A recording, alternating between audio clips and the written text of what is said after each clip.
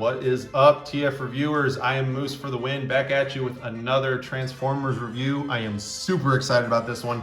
Today we are looking at Legacy Evolution Voyager class Tarn. He is from the IDW comics. He is an original character. Only came out maybe a few years ago.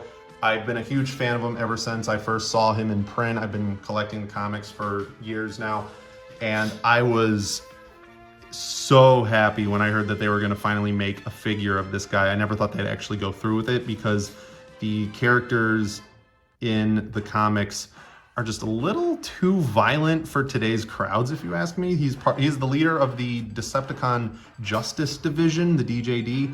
They're basically, how do I describe them?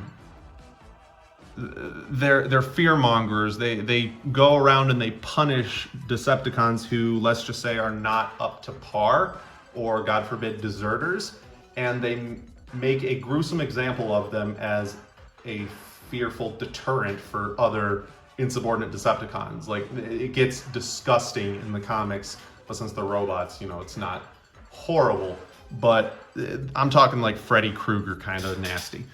But this is one of the cooler characters. All of the members of the DJD are named after Decepticon-owned cities on Cybertron. So Tarn is actually a place on Cybertron. It's kind of like in Zombieland, where everyone was named like Columbus or Tallahassee. Same thing.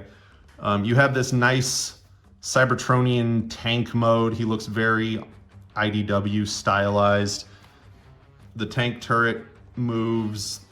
The cannons can kind of move a bit, just how it's transformed. Unfortunately, and this is the only downfall to this figure, that's as far as vehicle mode articulation goes. There's no wheels.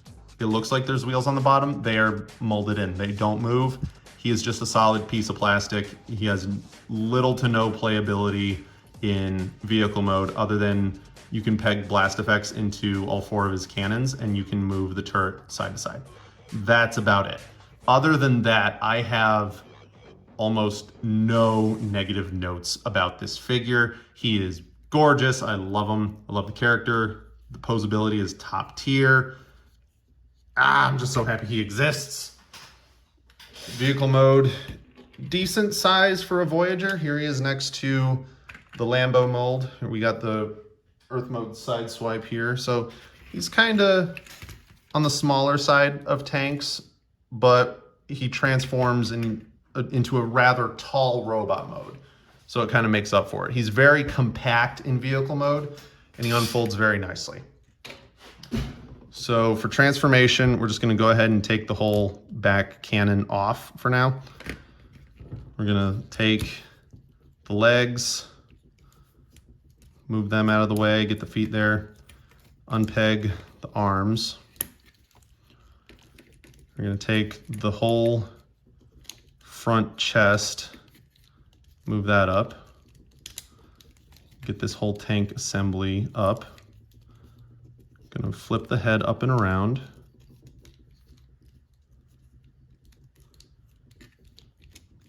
Get these up there, and then they're going to slide them just a little bit, bring the chest in.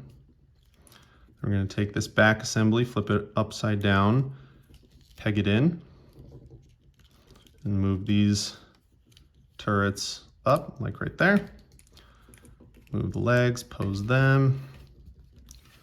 And then the arms, we're gonna slide this bit there. Close that. Position the elbows, bring this panel over and around, move the wrist. On the other side. And there you have Tarn in robot mode. Oh, gotta snap the knees in place.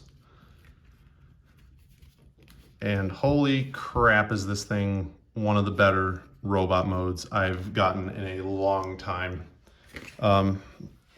The posability on this guy is second to none.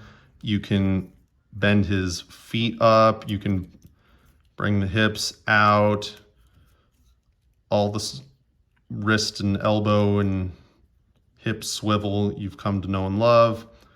Look at the face sculpt on this guy, though. His signature Decepticon insignia face mask. It doesn't come off like it did in his final issue of the comics, but you know, we don't really want that. We like the face. No light piping though. I think it would have been much cooler if he had some light piping, have the glowing eyes. But you know, having the cold black dead eyes is kind of on brand for him as well. And one thing that I've noticed is when a figure has opening fingers, you know you have a good one. All of my favorite molds have the opening finger gimmick. I think that's just a like premium feature for some reason. For his tank cannon, part of the evolution gimmick is that the weapons are very modular. So typically you would just take this gray bit, swivel it around, and you can either put it on the back like right here, move these littler turrets down, and you can have, you don't move the gray bit. So you move that up like this, and you can have, he fell. You can have the cannons. Jeez, he's very eager to like attack me. You can have the cannons on his shoulders like that. You can do a Megatron style arm cannon. Well, that's, yeah, okay, that's where you would move the gray bit around, is if it's on the arm. So you can do the arm cannon, or you can take them off completely and put them together and do kind of a sniper rifle attachment. And that's pretty much where the evolution gimmick comes from, is all of the options for having a weapon.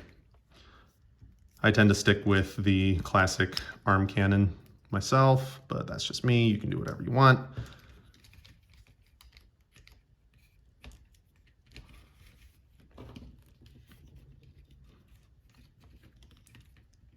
The boy is very sassy.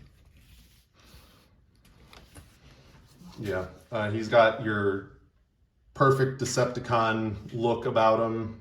He's big and bulky while also being slender. Absolutely no kibble whatsoever. He's just awesome. Every bit of him is just awesome. Here he is next to Deluxe Class Wheeljack. So he's very much on the taller side. And here he is next to Optimus. So he scales very well with other Voyager class figures. He looks amazing on your shelf. He's got no shortage of play features. He is definitely one of the higher quality figures that they've released in the last couple of years. Unfortunately, the only downside with this figure is how hard to come by he is. They only packaged him like one per case, and I've only ever seen him in the wild twice. The first time being when I got him, the second time being when I was with a buddy of mine, he got his copy, and I've never seen him since. And aftermarket is ridiculous. I heard someone was like went to find one at Target, and Target charged them like $80 for it because of some mix up with the aftermarket, and I just think that's ridiculous. He's a fantastic figure, but $80 for a Voyager is insulting, even for a piece this amazing in quality. But if you get the opportunity to pick one up, highly recommend you do so. But it's just a shame that they didn't make this more readily available, because I think this one would have been a great way to introduce new people to the comics universe. It's kind of like what happened back in the day when they first had Drift. They made a figure of Drift, and I picked up the figure thinking he just looked cool, and that's what got me into comics to begin with. I looked into, oh, who's Drift? I never heard of him.